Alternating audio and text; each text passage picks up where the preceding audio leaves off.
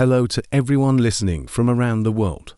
Today's account comes from Frank Holloway, 52, who shared what happened when his wife served him divorce papers in his workplace break room with his boss standing right behind her, grinning like the outcome had already been decided. This account has been dramatized to protect privacy. The experience it describes is real. Grab a snack and enjoy the story.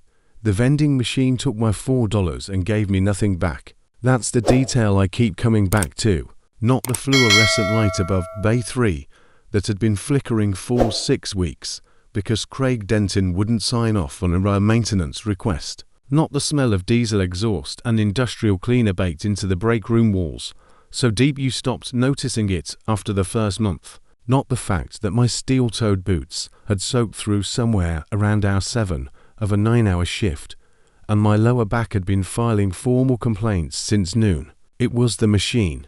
$4 gone. A blinking error code where a sandwich should have been. That's your day in one transaction. Frank, $4 and nothing to show for it. I was standing there staring at that error code, trying to decide if I had the energy to find the building manager and ask for my money back, when the break room door opened behind me. I heard the heels first, the specific sharp rhythm of expensive shoes on cheap linoleum. Sandra didn't own shoes like that 3 months ago. I knew every pair she owned. Knew them by the sound they made and where she kept them and how much they cost, and which ones she bought on sale at the DSW on Kenwood Road. The shoes I heard crossing the break room floor did not belong to that inventory. I turned around slowly. She was wearing a grey blazer I didn't recognize. Hair done the way she did it for events, not for Tuesdays. The manila envelope in her left hand was thick. Her face was the specific kind of calm that isn't peaceful at all. It's the calm of a decision that's already been made and rehearsed and committed to. The calm of a woman who had been preparing for this moment for longer than I'd known it was coming. She didn't come alone. Behind her, one hand braced against the break room door frame, like he was posing for a magazine cover, was Craig Denton. Craig ran operations for Hardwick Distribution, the company I'd worked for going on 11 years. He was 51, well dressed in that particular way that communicates money without tipping into taste, and he had spent 3 years giving me the kind of management that felt less like leadership and more like sustained low-grade humiliation. The passive credit stealing, the strategic exclusion from meetings where decisions got made about work I produced. The buddy delivered in that particular tone that means nothing and somehow still lands like something. 3 years of that.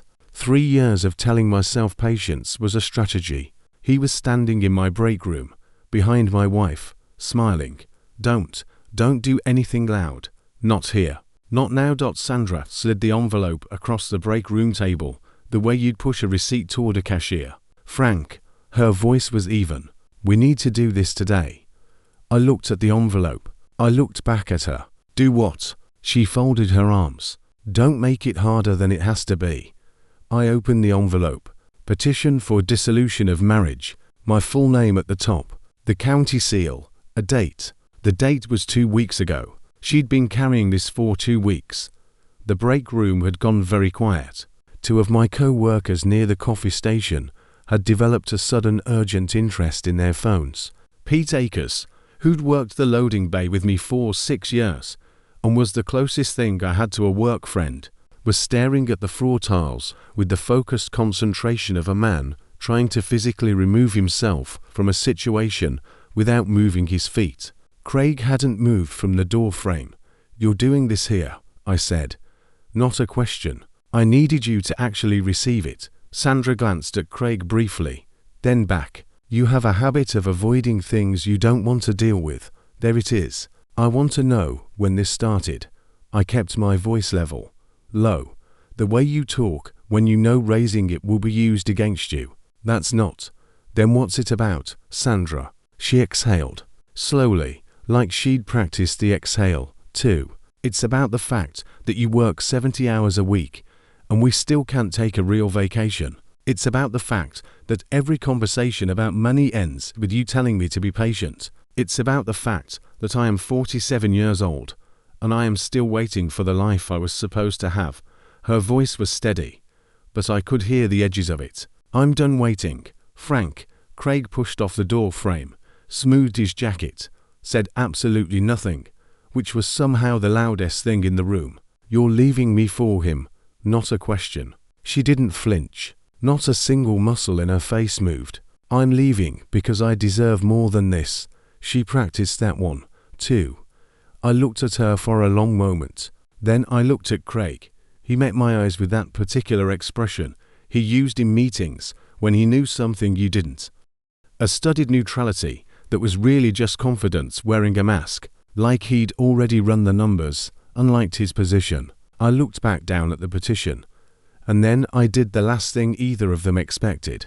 I picked up a pen from the table, flipped to the signature page, and I signed it. Sandra blinked. That caught her off guard. She'd been ready for a scene. She brought Craig as a witness and maybe a buffer, and maybe, if I'm being honest, as a statement. She wasn't ready for me to just sign it, quietly, without theatrics. I slid it back across the table. "Have your attorney file it whenever you're ready." I walked to the vending machine, pressed the coin return one more time on the outside chance it would give me my $4 back. It didn't. I picked up my bag from the bench by the lockers. "Frank," Sandra started, "I hope you got what you wanted." I looked at Craig one last time. "Both of you." I walked out of the break room, through the warehouse floor, past the flickering light above Bay 3, out through the loading dock, into the parking lot where the October air hit my face cold and clean and completely indifferent to everything that had just happened. I sat in my truck for 11 minutes. I know because I watched the clock. You knew. Somewhere you knew. You just didn't want to be right. I drove home to the house on Glenway Avenue in Cincinnati's West Price Hill neighborhood that we'd lived in for 16 years. A 2-story colonial with a covered porch and a furnace that needed to be replaced, and the backyard Sandra had always wanted to put a deck on and never quite got around to, because there was always something more urgent eating the savings account. The house was quiet in the way houses go quiet when half of someone's life has been removed from them. Her closet was 2/3 empty. The bathroom shelf on her side was cleared down to the tile except for a cracked bottle of hand lotion she'd always complained about and a single black elastic hair tie she'd forgotten. The kind that sells in a bag of 50 for $2. The only thing she'd left behind that hadn't been part of the plan. I made coffee. I sat at the kitchen table. I stared at a stack of an open mail I'd been ignoring for the better part of 3 weeks. And then, because I had nowhere to be, and nothing left to lose, and $4 that a machine had stolen from me, and no patience left for any of it, I opened the mail. Bills, a water notice, a dental reminder, a credit card statement I was not emotionally prepared for. And then, near the bottom of the stack, a thick cream-colored envelope, heavy paper, my full legal name printed across the front in a serif font that looked like it charged by the letter. Frank Raymond Holloway. A name I almost never used. A name that lived on my birth certificate and my military discharge papers, and nowhere else. The return address was a law firm downtown, High Street, Fountain Square District. The kind of address that meant money and decisions made in rooms with views. Probably debt. Something my mother left behind that nobody ever tracked down. I almost threw it in the recycling pile. I almost stacked it under the water bill and dealt with it later. The way I dealt with everything I didn't have the bandwidth for. I don't know why I opened it. Habit, maybe. Or the particular exhaustion of a day that had already taken everything it could take and left me with nothing to protect. The letter was from an attorney, Gerald Marsh, 3 paragraphs. Formal language. A request that I contact the firm at my earliest convenience regarding the estate of Raymond Dale Holloway, my uncle, a man I had met exactly once, at my mother's funeral 22 years ago. Dark suit, firm handshake. He pressed a business card into my palm and an envelope into my jacket pocket and said with the specific brevity of someone who communicates in outcomes rather than words, "Use this well." The envelope had contained $5,000 in cash and a note with no explanation. Then nothing. For 22 years, nothing. He's dead. And apparently, he remembered me. I didn't sleep that night. Not really. I lay in a bed that felt architecturally wrong now that it was only occupied on one side, and I stared at the ceiling, and I thought about a man I barely knew who had handed me $5,000 at my mother's graveside and then vanished for 2 decades. I called Gerald Marsh's office the next morning at 8:15. He answered himself. "Mr. Holloway," he said. "Thank you for calling. Can you come in?" "When?" "Today, if possible." Something in the way he said it. "I can be there by 10 o'clock, I said. If you've been listening for a while and want stories like this to keep coming, it really helps if you hit that like button and subscribe. 97% of people never do, but it's what keeps this whole thing running. So, thank you. For real. Gerald Marsh's office was on the 14th floor of a building on East 5th Street, 2 blocks from Fountain Square, with floor-to-ceiling windows that looked out over the Ohio River on a clear day. The kind of office that exists to communicate before anyone says a single word that the people who work inside it are not impressed by much. The receptionist offered me coffee before I finished giving my name. Real coffee, not the burned pot institutional variety I'd been drinking off a warehouse hot plate for 11 years. Gerald Marsh stood when I entered the conference room. Actually stood, not the cursory half-rise that people do in meetings when they're not sure how important you are. He stood the way you stand for someone whose time you respect. He was 60-something, silver-haired, the kind of attorney who had spent enough decades in rooms full of complicated money that he'd developed the specific calm of someone who doesn't startle easily. "Mr. Holloway," he extended his hand. "Please, sit." I sat, still in my Carhartt jacket, still faintly smelling of diesel and industrial cleaner, because I hadn't gone home to change. I felt the distance between myself and the leather chair and the walnut paneling, and the untouched water glass in front of me, and I let it sit there without trying to close it. "Your uncle passed away approximately 3 weeks ago," Gerald said. "Raymond Dale Holloway. He was 78. I barely knew him," I said. "He knew enough about you." Gerald slid a folder across the table. I opened it. Account summaries, trust documents, equity schedules, pages of numbers arranged in columns that my eyes kept sliding off of, because they were too large to hold the right shape in my head. "Your uncle spent 40 years building a private investment portfolio," Gerald said. His voice was even and unhurried. "The way you speak when you've delivered information like this before, and you've learned that pace matters more than volume. Early technology acquisitions, industrial real estate, board-level equity positions in several mid-size holding companies," he paused. At the time of his death, the estate was valued at approximately $470 million. I put the folder down, not dramatically, not with any particular weight. I just set it on the table and looked at the man across from me. "There's a mistake." "There isn't." Gerald's expression didn't change. "You are his sole heir, Mr. Holloway. He had no children, no surviving spouse. He made his intentions clear in documents executed 14 years ago and updated twice since. You were always the beneficiary, $470 million. Yesterday morning, I'd been rationing myself to 1 meal per shift to avoid touching the savings account. Yesterday afternoon, my wife had handed me divorce papers in a break room, while my boss stood behind her like a prop in someone else's story.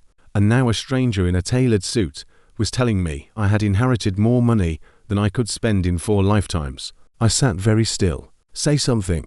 I need you to walk me through the assets," I said finally. "All of them," Gerald nodded, like that was exactly the right response. He pulled a second folder from the stack. "Among the inherited holdings," he said, turning to a specific page and sliding it toward me, "is a controlling equity stake." He tapped the document. "In the parent company of Hardwick Distribution." I looked at the name on the page, Hardwick Group Holdings. I knew that name. Every employee at Hardwick Distribution is that name in the same vague, theoretical way. You know the name of the country that makes your phone. It existed somewhere above you, abstract and irrelevant to the actual work you did every day. It was the holding company, the entity at the top of the organizational chart that nobody in the warehouse ever thought about because it was too far removed from anything that actually touched your day. The entity that owned the building I worked in, the entity that Craig Denton's entire career was built on, the entity that, according to the document in front of me, now belongs to Frank Raymond Holloway. I didn't say anything for a long moment. Gerald waited. He was good at waiting. How controlling, I said. 63%, 63%.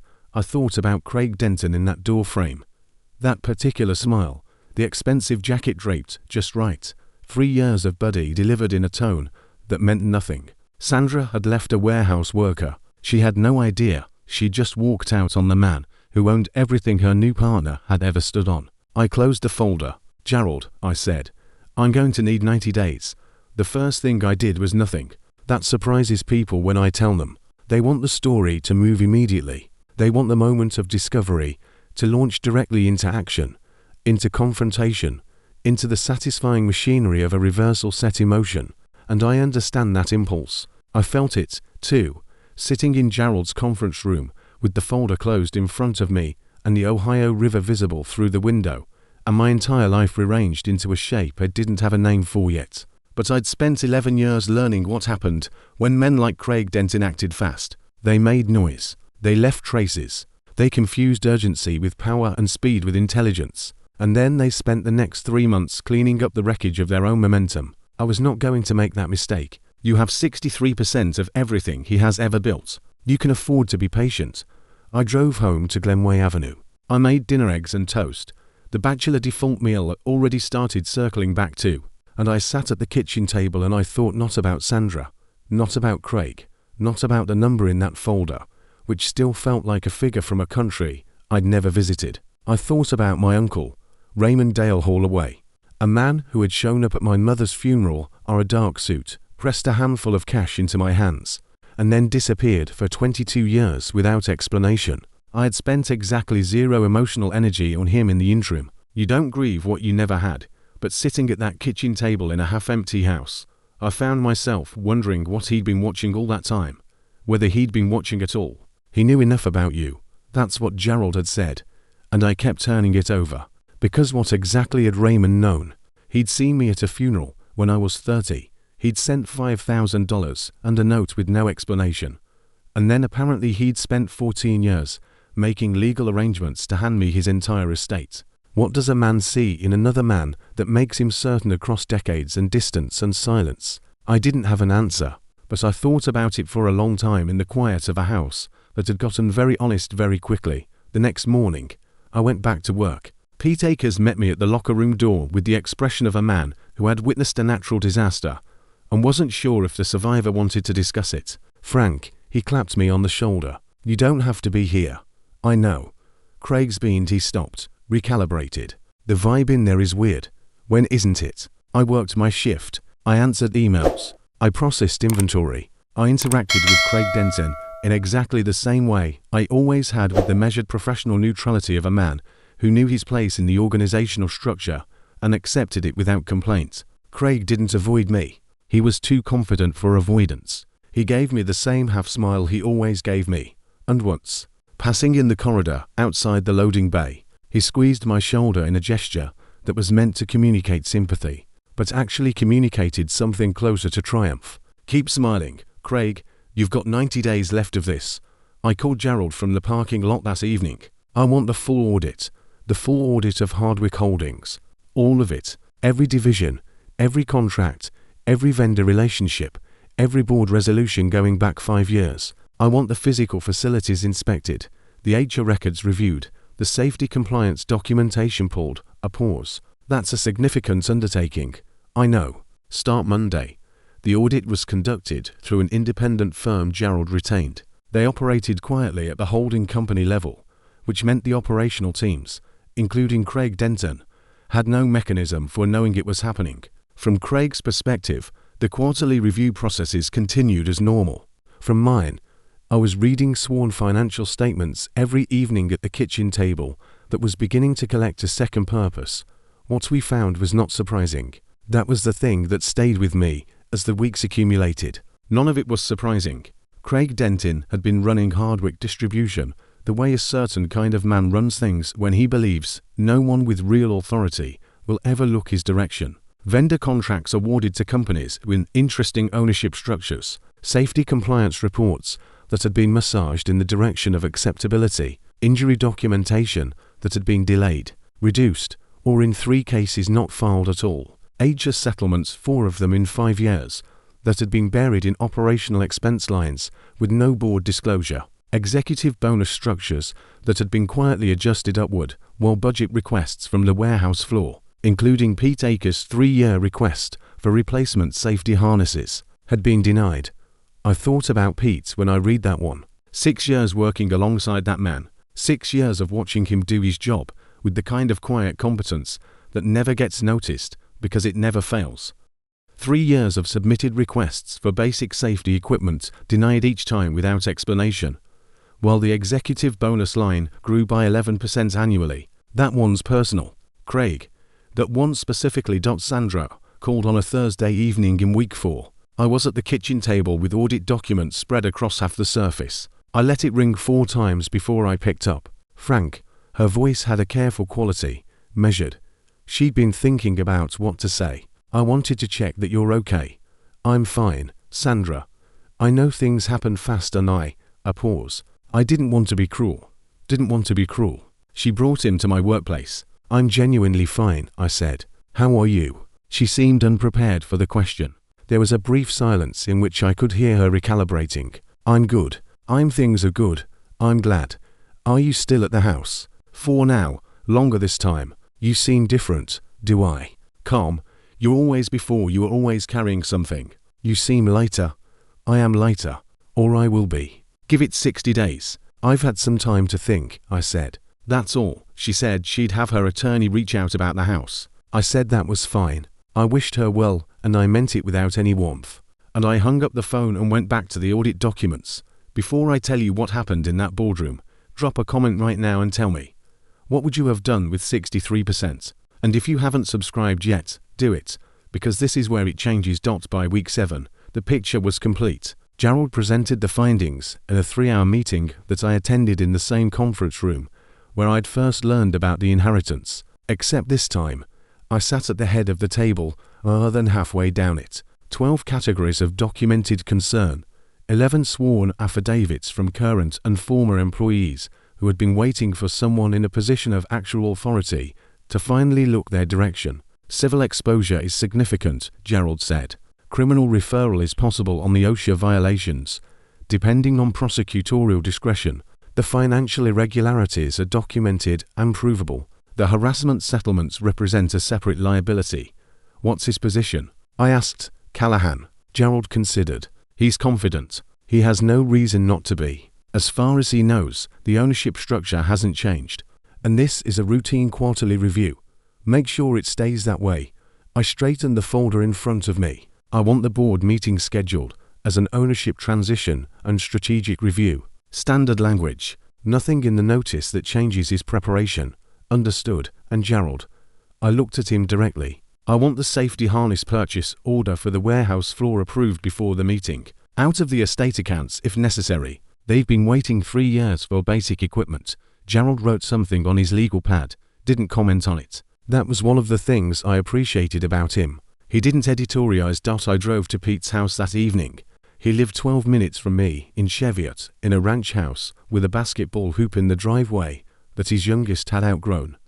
But nobody had gotten around to taking down. I knocked on the door at 7:15. He answered in a Bengal sweatshirt, holding a beer.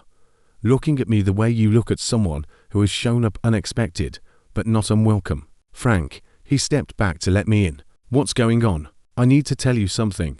His wife Carol brought coffee without being asked and then quietly left the room with the particular grace of a woman who understands when her husband needs the space. I told Pete everything. Not all of it. Not the specific numbers. Not the full scope of what I'd inherited. But enough. Enough for him to understand that his safety harness request had been found and documented and approved. Enough for him to understand that things at Hardwick were about to change in ways he couldn't yet see, but could trust were coming. He sat with it for a long moment. You're telling me, he said slowly, that your uncle left you the company, the parent company? Yes. And Craig. Pete looked at his coffee mug, then back at me. When? 3 days. He nodded once. The kind of nod that doesn't need anything added to it. The harnesses, he said, already ordered. He exhaled through his nose. Something that wasn't quite a laugh. 3 years. Frank, I know. 3 years of paperwork, and he kept saying the budget. I know. We sat in the quiet for a moment. Outside, a car passed on the street. The basketball hoop swayed faintly in the wind. "You're not going to do anything loud in there," Pete said. "Not a question." "No," he nodded again. "Good. Men like Craig, they want loud. They know how to handle loud." He looked at me steadily. "Quiet is what scares them." I drove home through the Cincinnati streets at 8 o'clock in the evening. November now. The trees stripped and the city lit amber in the early dark. I had 2 days left. I pressed my suit, not my work clothes, the grey suit I'd bought 6 years ago for Kevin Akers' christening and worn twice since, once to a funeral and once to a charity dinner Sandra had wanted to attend. I'd had it cleaned and pressed at the dry cleaner on Harrison Avenue and picked it up that afternoon and hung it on the back of the bedroom door. And I looked at it for a while before I turned the lights off. Tomorrow. I slept better than I had any right to. It rained the morning of the board meeting. Not soft rain, the particular driving November rain that comes off Lake Erie and moves down through Ohio with the specific intent of making everything grey and honest. The kind of weather that strips away whatever version of yourself you are maintaining and leaves only what's actually underneath. I stood at the bathroom mirror at 6:15 in the morning and looked at the face of a man who had worked 11 years in a warehouse and spent 90 days preparing to walk into a room he had every legal right to enter, and I felt something I didn't have a precise name for. Not excitement, not anger, something quieter and more complete than either. The specific internal stillness that comes when you have finished preparing, and the only thing left is to begin. I put on the grey suit. I drove downtown. I found parking on 4th Street and walked the 2 blocks to the Hardwick Group Holdings corporate offices in the rain without an umbrella, because I hadn't thought to bring one and I wasn't going back for it. I arrived at the front entrance with damp shoulders and completely dry hands, which seemed right. The lobby security guard checked my name against a list and found it printed across the top, under the date and the meeting title, Ownership Transition and Strategic Review. He issued me a visitor badge, then looked at it again, then looked at my name again, and something shifted in his expression. Not recognition exactly, more the dawning awareness that the word on the badge and the meeting title and the floor he was sending me to added up to something he hadn't been briefed on. "Good morning," I told him. "Have a good one." The boardroom was on the 18th floor, glass walls on 2 sides, city views partially obscured by the rain, a long polished table with 12 seats around it and additional chairs along the wall for the supporting cast, executives, assistants, legal counsel who attended because their presence was expected rather than required, water glasses at every seat. Nobody had touched theirs yet. I was the last to arrive. I didn't walk fast. I didn't announce myself from the doorway. I simply entered the room the way you enter a room that belongs to you, with the unhurried certainty of a man who isn't trying to make an entrance because he doesn't need to. I saw Craig before he saw me. He was seated about 2/3 down the table, phone face down in front of him, jacket draped with deliberate casualness across the back of his chair. He was talking to the executive to his left, something low and confident, whatever executives say to each other before meetings begin, the small performances of authority. His posture said, "I belong here." His expression said, "This is routine." Then his peripheral vision caught me. He turned. Full recognition took about 2 seconds. First a glance, the automatic dismissive sweep he gave everyone who walked through a door, the normal shortcut of a man who had long ago sorted the world into people worth his attention and people who weren't. Then the correction, the double take that wasn't quite a double take, the fraction of a second recalibration where his brain said, "That's the warehouse floor supervisor. Why is he?" And then further still, "Why is he wearing a suit? Why is Gerald Marsh standing behind him? Why is he walking toward the head of the..." The color changed in his face, not dramatically, just a subtle shift, like a light source had been adjusted somewhere. Gerald closed the door. "Ladies and gentlemen," Gerald said with the particular measured cadence of a man who has spent 40 years making consequential statements in formal rooms. "Thank you for coming this morning. I'd like to formally introduce Frank Raymond Holloway, sole heir to the estate of Raymond Dale Holloway, a majority controlling shareholder of Hardwick Group Holdings." A brief pause. "Effective today, your new chairman." The silence that followed was not polite silence. It was the specific silence of a room full of people who were each individually computing the same information and arriving at the same conclusion and trying to determine whether their face was giving anything away. Craig pushed back from his chair. Not all the way, just enough to indicate the impulse. That's not possible. His voice was level, but I could hear the foundation of it. He works for me. He's a floor supervisor. I did work for you, I said, walking to the head of the table. Please sit down. Craig, he sat, slowly. The way a man sits when sitting is the only option left, and he knows it. On a Monday afternoon and $4 in a vending machine that gave nothing back. Here we go. Over the past 90 days, I said, I authorized a full internal audit of every operational division under Hardwick Group Holdings. I want to be direct about what we found, because I think directness is the only thing that serves everyone in this room. I clicked the remote. The first slide appeared on the screen at the end of the room. Hardwick Distribution, the operational subsidiary most of you know best, is by a considerable margin the most significantly compromised entity in this portfolio. The first slide was vendor contracts, clean charts, specific numbers, ownership trails documented to their conclusion. I walked through it without editorializing. Facts had their own momentum if you gave them room to move. The second slide was safety compliance, the OSHA documentation, the 3 injury incidents that had not been properly reported, the timeline of those incidents relative to the timeline of the executive bonus adjustments. By the third slide, nobody in the room was performing normalcy anymore. Craig's jaw was set. He was running calculations behind his eyes. I could see it. The rapid internal assessment of what I had, how much I could prove, what his exit options were. He had the look of a man who had never genuinely believed this day was possible, and was now having to integrate its arrival in real time. These numbers are being misrepresented, he said sharply during the third slide. You don't understand the operational complexity. I understand enough, I said without raising my voice, to know that you approved a personal compensation adjustment of $42,000 11 days after you denied a replacement safety harness order for the warehouse floor team, a harness order that had been submitted annually for 3 consecutive years.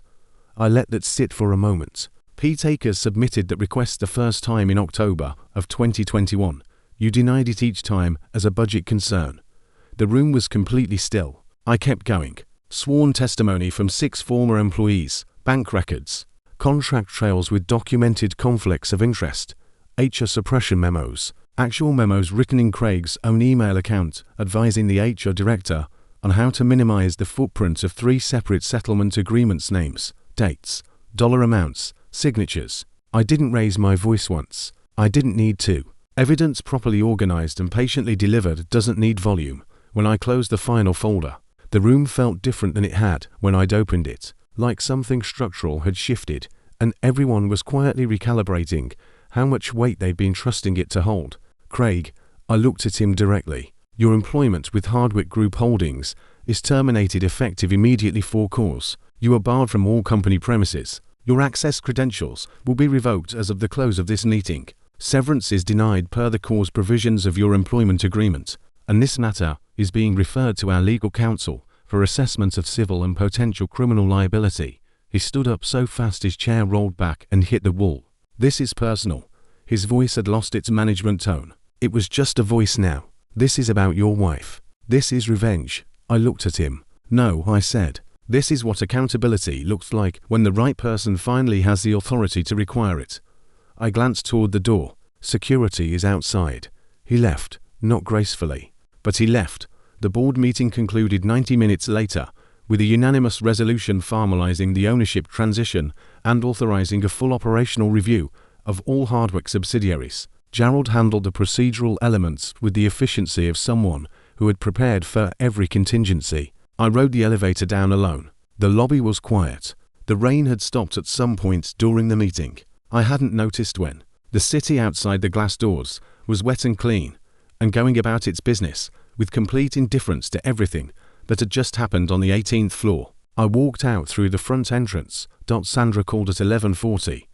I was in Gerald's office, reviewing the immediate operational priorities, when my phone lit up on the table. I looked at her name for a moment. Then I picked up. No greeting, just breathing, unsteady. What did you do? My job.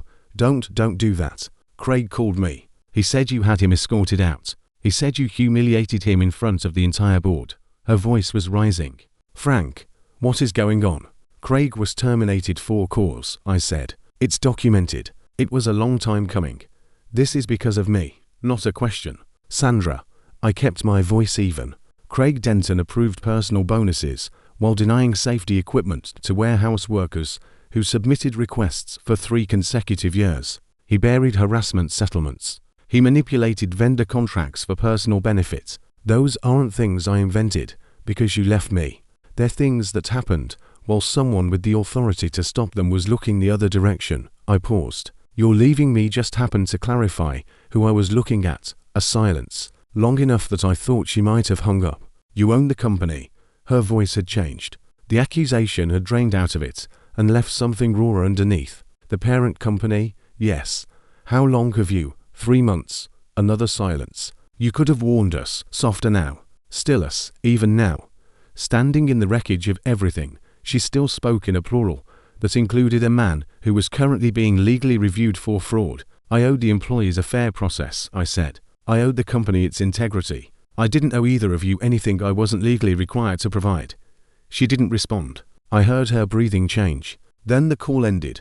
The months that followed moved at the unhurried pace of consequences. Without Craig's salary and the infrastructure it had been supporting, the lifestyle he and Sandra had constructed together began its quiet contraction almost immediately. The mortgage on the house they'd rented became difficult within 6 weeks. The civil claims from former employees, once it became clear that Craig had no institutional protection left, began arriving with regularity. His industry contacts went quiet. Men like Craig cultivate loyalty based on proximity to power, and once the power is gone, the loyalty tends to review its position. I heard from Pete Akers that the replacement safety harnesses arrived at the warehouse the week after the board meeting. He texted me a photo of them stacked in the equipment room. 14 sets, clean and orange, and completely unremarkable, the way basic safety equipment should be. That photo stayed in my phone longer than anything else from that period. Sandra called once more, about 6 weeks after the board meeting. I was sitting on the covered porch of the Glenway Avenue house drinking coffee in the early evening, watching the neighborhood go through the motions of a Tuesday in December. She called and I picked up because there was nothing left that call could do to me. I made a mistake, she said quietly, without the prepared quality of the previous calls, just the exhausted honesty of someone who had run out of alternative explanations. I let the silence sit between us for a moment. Some things deserve room. You didn't make a mistake, I said. You made a choice. Everything that followed is just the shape that choice took.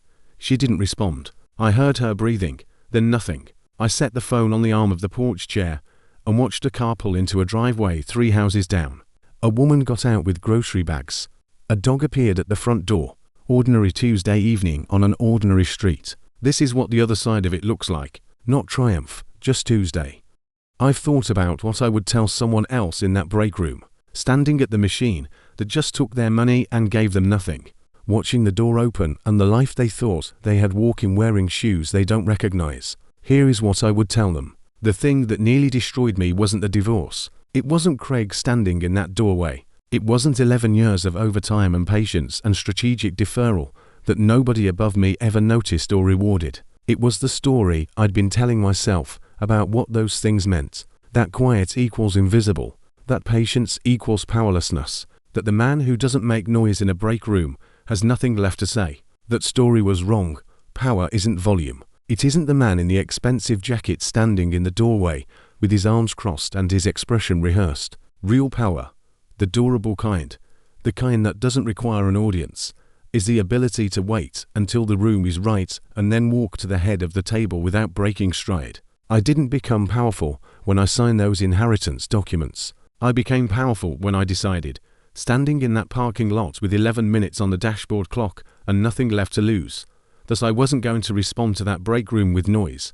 What Craig Denton never understood about men like me, men who work 9-hour shifts in steel-toed boots and process inventory reports and sign for $4 sandwiches from machines that steal their money, is that we are not invisible because we are powerless. We're invisible because we're patient, and patience, when it finally moves, doesn't announce itself. It just shows up at the head of the table, already seated, already decided, wondering, calmly, why it took this long for everyone else to catch up. Sandra handed me divorce papers like I was the end of something. What she didn't know was that she'd handed them to a man who already owned everything she thought she was running toward. She found out eventually. By then, I was already somewhere else,